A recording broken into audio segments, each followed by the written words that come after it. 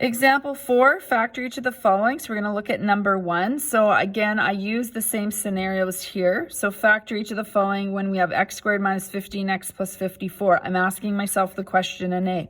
What two numbers multiply to positive 54 and add to negative 15?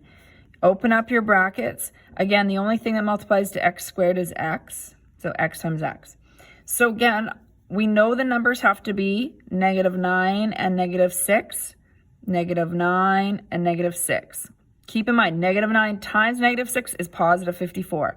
When you check your middle terms, negative 9x plus negative 6x is negative 15x. So you can still do that same method to check.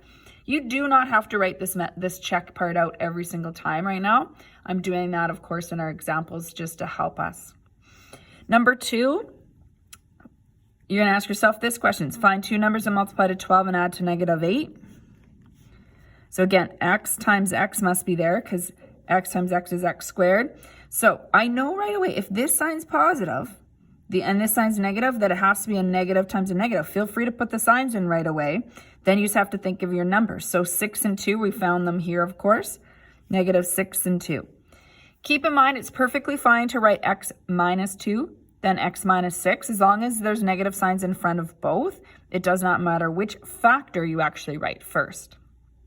Okay, before you watch the next video, I'd like you to try 3 and 4 on your own.